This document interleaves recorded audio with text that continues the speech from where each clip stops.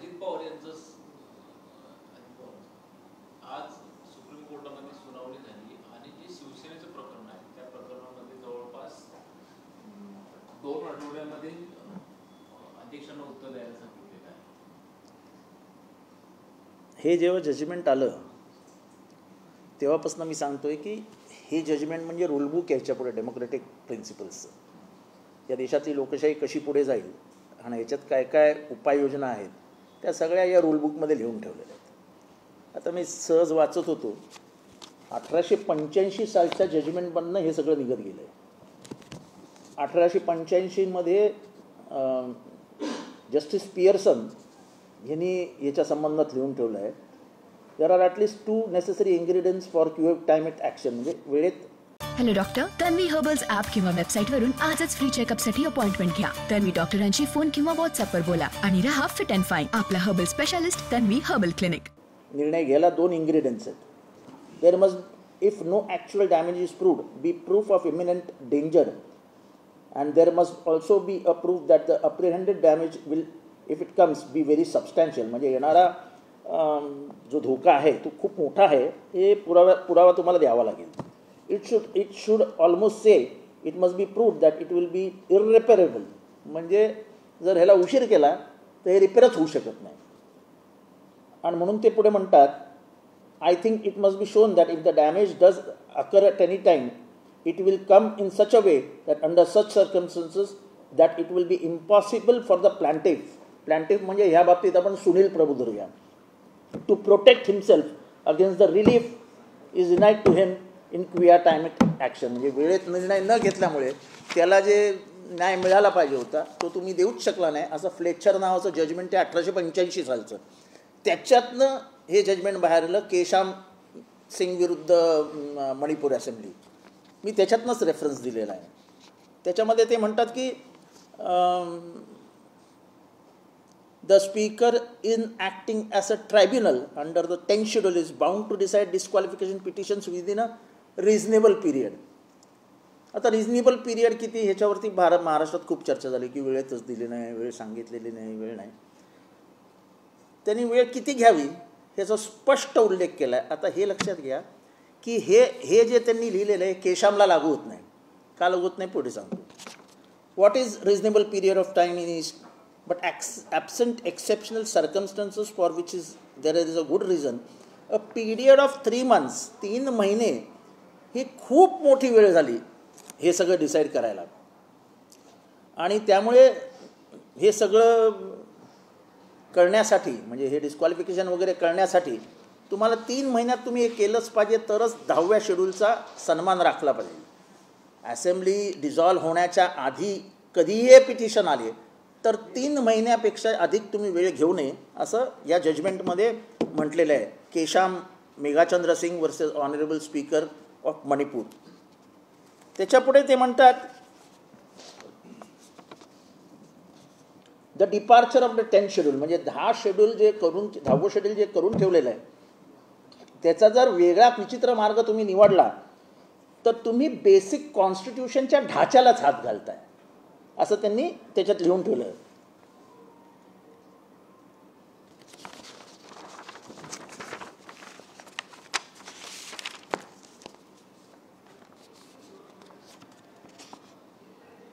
The only relief that been be given in this appeal म्हणजे केशामच्या सिंगच्या वेळेस ते काय म्हणतात की 3 महिने हे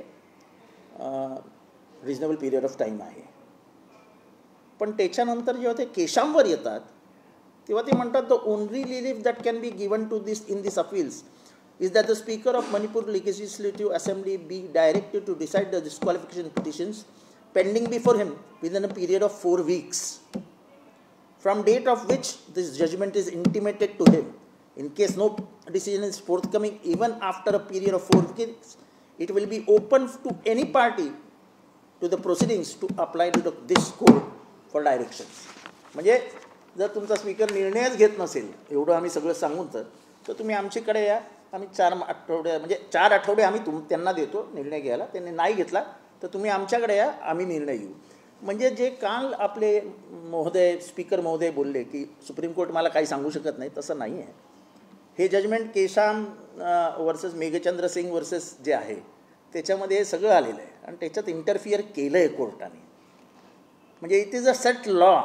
असं सुप्रीम कोर्टामध्ये काय असं लॉ आला या पानावरनं त्या पानावर निघून गेला असं होत नाही. It is a set law. आता हा ठरला, हे प्रेसिडेंट झाला, आता हे रेफर आयुष्यभर होत राहणार सगळीकडे. नंतर एक दुसरं जजमेंट आहे राजेंद्र सिंग राणा वर्सेस स्वामी प्रसाद मौर्य. हे BSPचं आहे. ह्याच्यामध्ये फार मजेशीर नाही, खूप गांभीर्याने यांनी घेतलं आहे. Considering that if the 13 members are found to be disqualified, their continuance in assembly even for a day will be illegal and unconstitutional, and their holding office as ministers would be illegal at least after the expiry of 6 months from the date of their taking charge of office as ministers. We think as a court bound to protect the constitution and its values and the principles of democracy, which is basic feature of this constitution. आता यांचं काय म्हणणं आहे की एक दिवस त्यांनी हे कृत्य केल्यानंतर एक दिवसही त्यांनी असेंब्लीमध्ये बसणं हे कोर्टाच्या दृष्टीने संविधानालाच धोकादायक आहे. कोर्ट म्हणतं की आम्ही इथे संविधान वाचवायला बसलो आहे, त्यामुळे हे सगळं आमच्या पुढे हे होत आम्हाला मान्य नाही आणि त्यामुळे निर्णय हे लवकर घेतले पाहिजे.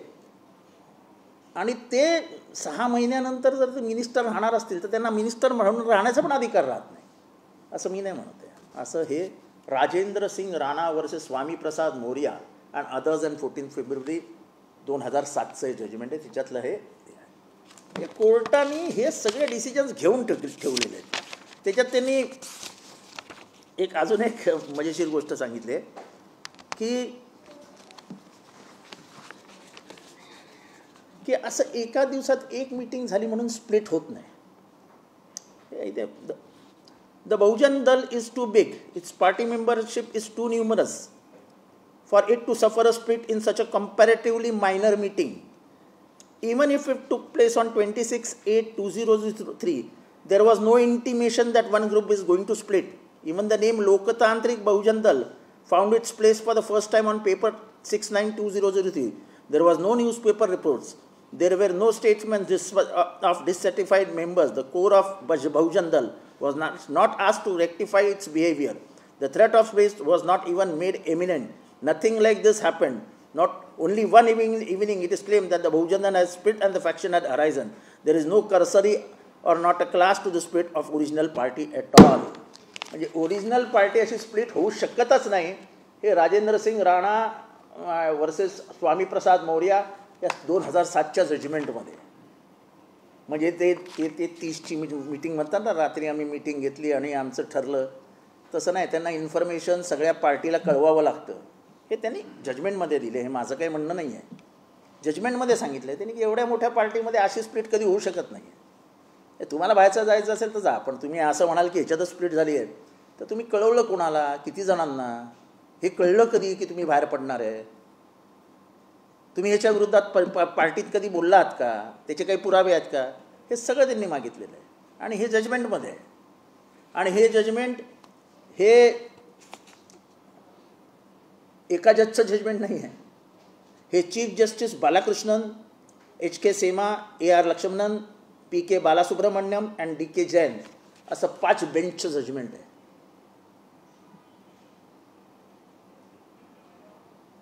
त्याच्यामुळे आज जो निर्णय आलेला आहे तो या 2 जजमेंटवरती जास्त आम्ही हे धरतो की सुप्रीम कोर्टाने हे सगळे जजमेंट्स दिलेले आहेत आणि ह्या जजमेंट्समधनं आपलं जजमेंट आलेलं आहे, शेवटचं शिवसेनेचं जजमेंट. त्यामुळे ह्याच्यातलं सगळं हे इथे लागू होतं, कारण का तो सेटल्ड लॉ आहे. आणि सेटल्ड लॉमध्ये सुप्रीम कोर्टाने डिस्क्वालिफिकेशन पिटिशन्समध्ये इंटरफिअर केलं आहे आणि आदेश पण दिलेत की तुम्ही किती आठवड्यात हे संपवा. त्याच्यामुळे जे काल आपले माननीय अध्यक्ष म्हणत होते की सुप्रीम कोर्ट मला काय सांगू शकत नाही, तसं नाही आहे. कायदा फार स्पष्ट आहे आणि त्याच्यात तुम्ही ऐकलं की कोर्ट म्हणतं की आम्हाला संविधान वाचवायचं आहे, इथली लोकशाही वाचवायची. प्रश्न तेवढाच आहे, हा फाटाफुटीचा प्रश्न नाही, ही लढाई फाटाफुटीची नाही आहे. ही लढाई संविधान वाचवणार का संविधान अरबी समुद्रात बुडवून टाकणार एवढीच आहे. अशी जर फाटाफूट व्हायला लागली तर 10 शेड्यूल नाही, संविधानालाच अर्थ नाही. त्याच्यामुळे हे जी कारवाई म्हणजे आज जे सर्वोच्च न्यायालयाने सांगितलं आहे, हे गेले 3 महिने मी बोंबलून सांगत होतो की ह्याच्यातनं पळवाट नाही. आज नाही, उद्या नाही, परवा नाही, पण तुम्हाला ह्याच्यात यावंच लागेल डिस्क्वालिफिकेशनमध्ये. आणि आज हे स्पष्ट झालं. सुप्रीम कोर्टाचे एक हे सांगतो की सुप्रीम कोर्ट नोटीस कधीच बजावत नाही कारणाशिवाय. Until and unless they find a reason for it, त्यांना गांभीर्याने काही दिसत नाही तोपर्यंत ते नोटिसेस काढत नाही.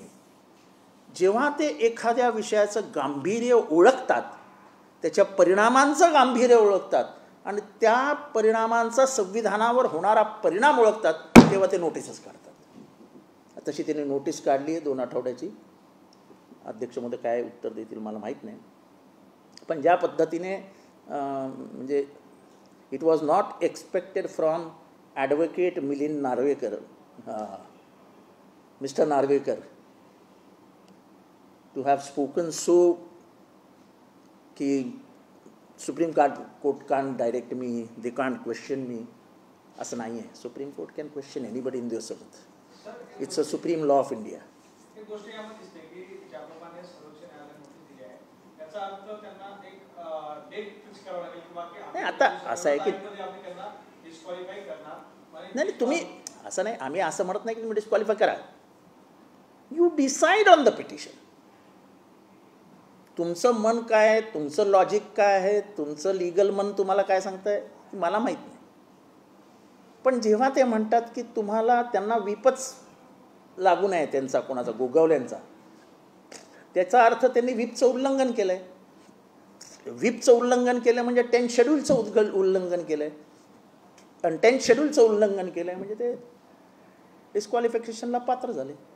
असं सामान्य कायदा आहे, हे मी म्हणत नाही आहे. हे स्वतः म्हणजे जो आत्ताचा बेंच होता 5 जणांचा, जस्टिस चंद्रचूड अँड 5 अँड 4 म्हणजे 5 जणांचा, त्यांनी सांगितले की पॉलिटिकल पार्टीला अधिकार आहेत. आदेश देण्याचे अधिकार हे व्हिप मार्फत पॉलिटिकल पार्टीला आहेत. आणि हे सगळे सेट लॉ आहेत. म्हणजे ह्याच्यात काही तुम्ही नवीन लॉ आणत नाही, सेट आहेत लॉ. अजित पवार यांचा गट म्हणतो की आम्ही विकासासाठी गेलेच होते, पण भाजपकडून असं म्हणतो की राजकीय मैत्री झाली. नाही, मला त्याच्याबद्दल काय बोलायचं नाही आहे. विकास, तुम्ही तुमची विचारधारा विकू शकत नाही. विचारांना खूप मोठं महत्त्व असतं. हे विचार गांधींनी बदलले असते, हे विचार नेहरूंनी बदलले असते, हे विचार तमाम घरांवरती तुळशीपात्र सोडून स्वातंत्र्यासाठी लढणाऱ्या लोकांनी बदलले असते. त्या देशांना स्वातंत्र्य मिळालंच नसतं. नेहरू मस्त पॅरिसला जाऊन राहिले असते, गांधींनी मस्त जाऊन लंडनला राहिले असते. त्यांनी कशा मरायला 11, 11.5, 12 वर्ष जेलमध्ये घातली. शेवटी एक विचारधारा असते, त्या विचारधारेविरुद्ध लढावं लागतं. का बरं चर्चिल, रूझवेल्ट आणि स्टॅलिन एकत्र आले? कारण का त्यांना दिसत होतं की देश, अख्खं जग फॅसिझमच्या हाताखाली निघून जाईल जर आपण याला थांबवलं नाही तर. स्टॅलिन तर कट्टर कम्युनिस्ट होता आणि रूझवेल्ट आणि चर्चिल हे कम्प्लीट लिबरल होते. असं असून पण फॅसिझमला आधी थांबवा, मग आपल्यातले मतभेद बघून घेऊ, असा तिघांनी वैचारिक बैठक बसवली आणि त्यांनी पहिल्यांदा फॅसिझमला थांबवलं. ह्या जगामध्ये जेव्हा जेव्हा अशी वैचारिक युद्ध झाली तेव्हा विचारांच्या लढाईमध्ये खूप जणांचे बळी गेले, पण विचार टिकले. आणि म्हणून तर ह्या जगामध्ये हुकुमशाही कोणाचीही कधीही लांबपर्यंत गेली नाही, जगली ती फक्त लोकशाही. एक दुसरं सुद्धा मुद्दा आहे की कृष्णनदीचं उदाहरण दिलं जातं, दुर्योधनाचं उदाहरण दिलं जातं, म्हणजे गट कुठला आहे, कौरवाचा गट कुठला आहे? हे असं आहे की हे सगळं कौरव, पांडव, कृष्ण ह्याच्यावरती काय मला बोलायचं नाही. मला लॉवरती बोलायचं असतं. हे मिथिकल स्टोरीजवरती मी जात नाही. मिथिकल स्टोरीजला काय म्हणजे ज्यांना बोलायचं त्यांनी बोलावं, माझा काय तो हे नाही. मी लॉवरती बोलतो. लॉ पॉईंटशिवाय जगात तुम्ही लॉ पॉईंटशिवाय जगूच शकत नाही ना. मी आता 1885 सालचा निकाल दिला आहे की ज्याच्यामधनं आलं असेल justice delayed is justice denied. त्यांनी सांगितलं ना की निर्णय तुम्ही वेळेत नाही दिला आणि नुकसान झालं, ते इतकं मोठं नुकसान असेल की त्याचा रिपेअरच होऊ शकत नाही. हे जस्टिस पियर्सननी फ्लेचरच्या केसमध्ये सांगितलं 1885 मध्ये, आणि त्याच्यातनं हे जजमेंट्स आलेले आहेत. म्हणजे आपले जजमेंट्ससुद्धा काय 2-3 दिवसात नाही, ते हे सगळं रेफर करत येतात खाली. आणि त्याच्यामुळे आमचं स्पष्ट मत आहे की लॉ क्लिअर आहे, लॉ सेटल्ड आहे, आणि ह्या सेटल्ड लॉच्या बाहेर कोणीही जाऊ शकत नाही. आणि ज्या अर्थी आज नोटीस निघाली त्या अर्थी सर्वोच्च न्यायालय यांनी हे प्रकरण गांभीर्याने घेतलं आहे. नाही तर त्यांनी दोन मिनिटात ते प्रकरण फेकून दिलं असतं आणि सांगितलं असतं ठीक आहे बघूया नेक्स्ट डे. आज राज्याचं खाते वाटप झालं आहे, जी ताकद होती किंवा आपल्याला राष्ट्रपती ते मिळालं आहे, काय प्रतिक्रिया असेल? अभिनंदन. काय असेल, कोणाला कुठलं खातं मिळावं हे काय माझ्या हातात नव्हतं आणि मला त्याच्यात काही मला काय मिळणारही नव्हतं, त्याच्यामुळे मिळालं तर अभिनंदन. एक दुसरा मुद्दा आहे की भाजप सातत्यानं म्हणतात की मेहबूबा मुफ्तींना आम्ही फक्त 370 कलम होतं त्याच्यासाठी आम्ही त्यांच्याबरोबर गेलो होतो, तसंच काही महाराष्ट्रात घडू शकतो सध्याचं लढाई. असं आहे की मेहबूबा मुफ्तीबरोबर गेले तेव्हा 370 कलम जवळपासही नव्हतं. तेव्हा कसं आहे की विस्मृती ही माणसाला दिलेली सर्वात मोठी देणगी असं शिवाजीराव देसाईंनी लिहून ठेवलं त्यांच्या मृत्युंजय या कादंबरी. त्याच्यामुळे त्याचा फायदा लोक घेतात की लोक विसरलेली असतात ना. 10 वर्षांनी आपल्याला कोणी सांगितलं असं असं घडलं होतं तर माणूस विसरलेला असतो. विस्मृती आपल्याला आईचा मृत्यू हा जो सर्वात दुःख देणारा असतो तो विस्मृतीत जातो. तर म्हणजे जगात मला विचारलं कोणी की सर्वात दुःखद प्रसंग कुठला, तर आपल्यासमोर होणारा आईचा मृत्यू. माणसं विसरतात ना, शेवटी विसरल्याशिवाय जीवनच नाही. त्याचा फायदा लोक घेतात, तो असा असतो. सर, जी प्रक्रिया तर सर्वोच्च न्यायालयाने पार केली आणि सिंधी गटाबाबत निर्णय येणार आहे, तशीच प्रक्रिया आणि तेच निर्णय आता अजित पवार गटाला लागू कारण नाही. आता असं आहे की मी आधीपासून सांगतोय त्याच a set rule, set laws. त्या सेट लॉजच्या बाहेर तुम्हाला जाताच येत नाही. म्हणजे मला आश्चर्य वाटत होतं काल जेव्हा अध्यक्ष बोलले की सर्वोच्च न्यायालय कोण, ते स्वतः ॲडव्होकेट आहेत, त्यांनी असं बोलणं मला धक्कादायक होतं. पण ठीक आहे, ते त्यांचा अधिकार आहे, कोणी काहीही बोलू शकतं, मला काय त्यांच्यामध्येही बोलायचं नाही. पण मी हे जे वाचून दाखवतो हे सगळं सुप्रीम कोर्टाचे सेट लॉज वाचून दाखवतो. मी काय माझ्या मनातला एकही लॉ सांगत नाही. त्याच्यामुळे ह्याच्यात ह्या फासातनं वाचणं मुश्किल आहे. दुसरं असं की काल देवेंद्र फडणवीस असंही म्हणाले की आमची युती शिवसेनेसोबत ती वैचारिक आहे, तर राष्ट्रवादीसोबत आमची पॉलिटिकल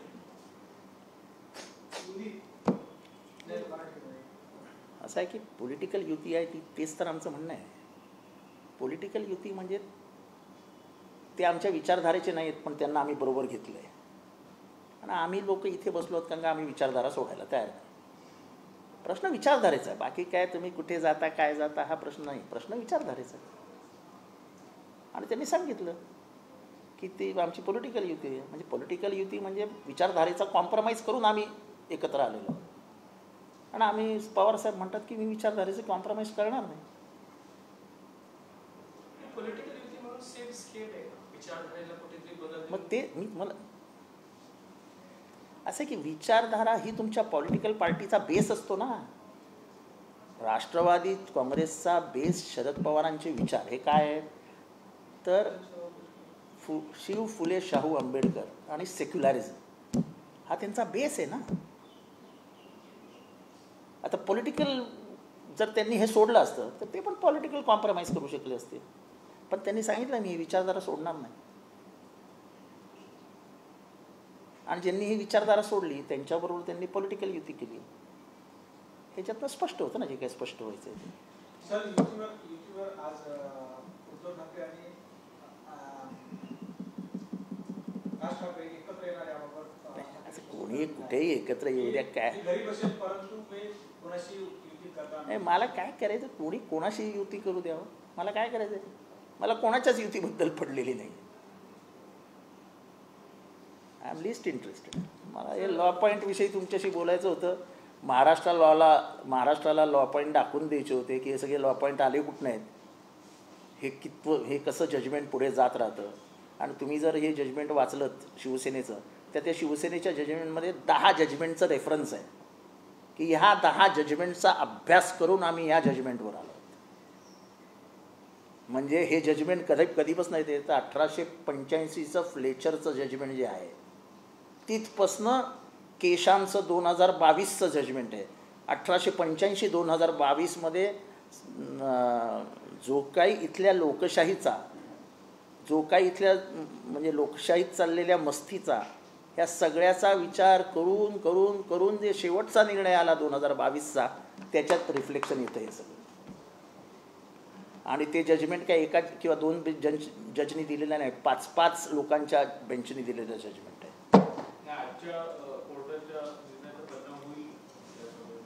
याचं त्यांना नोटीसला उत्तर तर द्यावंच लागेल. ते पॉझिटिव्ह असेल नाही तर निगेटिव्ह असेल, पण प्रोसेस तर सुरू झाली. सर्वोच्च न्यायालयाच्या कक्षेत तर तुम्ही आलात. मी अजूनही सांगतो, नोटीस, सर्वोच्च न्यायालयाची नोटीस म्हणजे काय फार सोप्याने घ्यायची गोष्ट नाही आहे.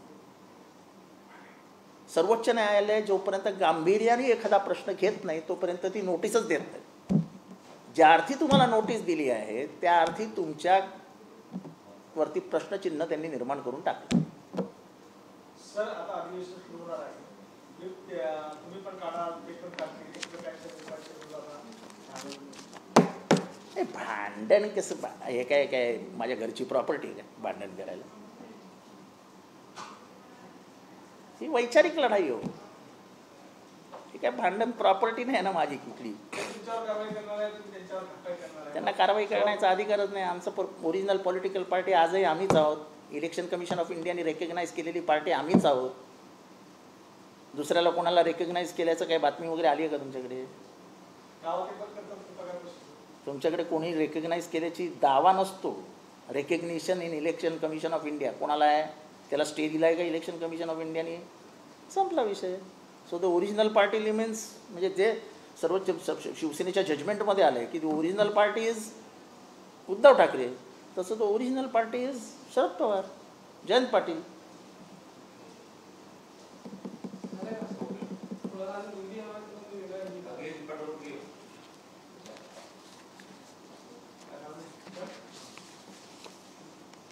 सर, सुप्रीम कोर्ट ने 2 हफ्ते का जो समय दिया है, कहा है कि आप बात रखें विधानसभा अध्यक्ष को. क्या लग रहा है, आशाजन है? नहीं, बिल्कुल आशा की किरण है. क्योंकि सन 1885 में पियर्सन नाम के एक जज ने एक जजमेंट दिया था. उसने कहा था कि टाइम इतना मत लो कि सब कुछ खराब हो जाएगा और तुम रिपेयर भी नहीं कर सकोगे. उस जजमेंट को अपने भी न्यायाधीश कोई एक दिन में नहीं देते. ये 2 जजमेंट्स हैं, Rajendra Singh Rana end other sources, स्वामी प्रसाद मौर्य. ये इसमें तो वो कहते कि एक दिन भी जिसने इलीगल काम किया उसको एक दिन भी विधानसभा में बिठाना ये बहुत ही ज़्यादा गैरकानूनी है. उसको तुरंत बाजू में कर देना चाहिए. ये जजमेंट पे है. और केशाम के जजमेंट में उन्होंने स्पष्ट कहा है कि 3 महीना बहुत ज़्यादा हो गया. 5 साल में आपको कभी भी ये आएगा तो 3 महीना बहुत ज़्यादा होगा. और उसके बाद वो केशाम के बारे में जब बात करते तो कहते हैं कि तुमको तो सिर्फ 4 हफ्ते ही मिलेंगे क्योंकि तुम्हारा टाइम ही ख़त्म होने को आया है. विधानसभा तुम्हारी ख़त्म होने को आई है. तो इतनी सूक्ष्म नज़र सुप्रीम कोर्ट रखता है कि तुम्हारा पीरियड कितना बाकी है. अभी हमारा भी पीरियड एक सब साल बाकी है. तो साल भर में अगर टाइम खींचते चले गए और साल निकल गया तो कोई मतलब ही नहीं.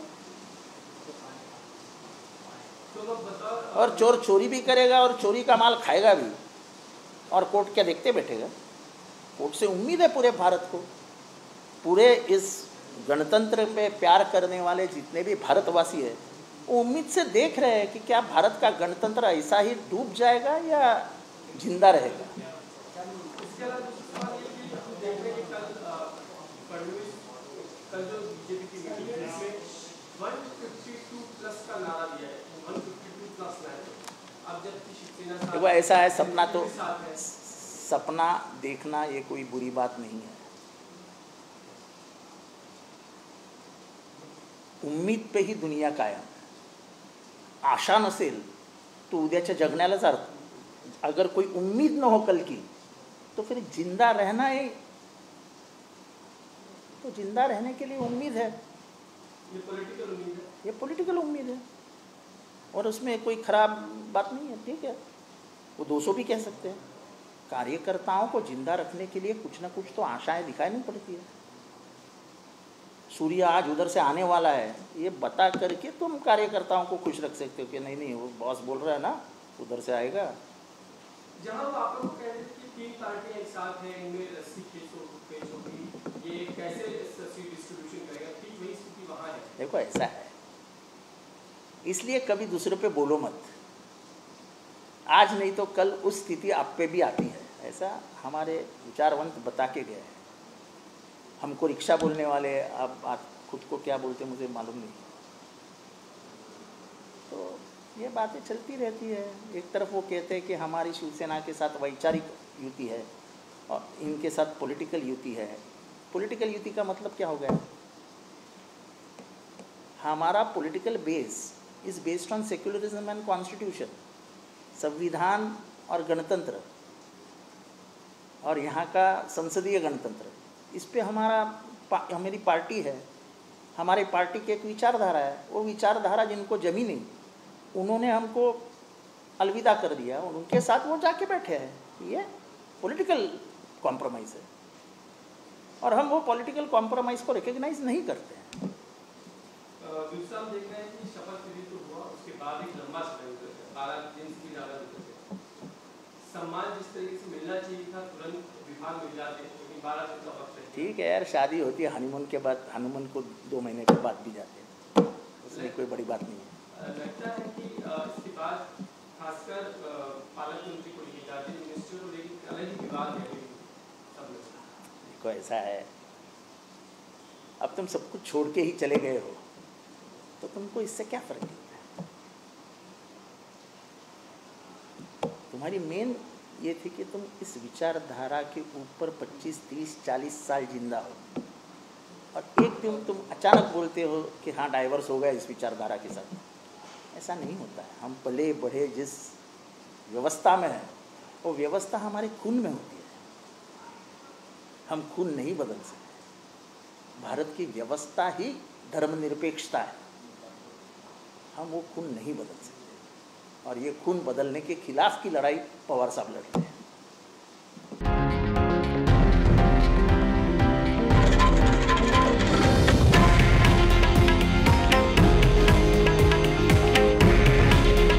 हे आहे देशातील नंबर 1 न्यूज नेटवर्क आणि आपण पाहत आहात TV9 मराठी। काळजी तुमची, हित महाराष्ट्राचं।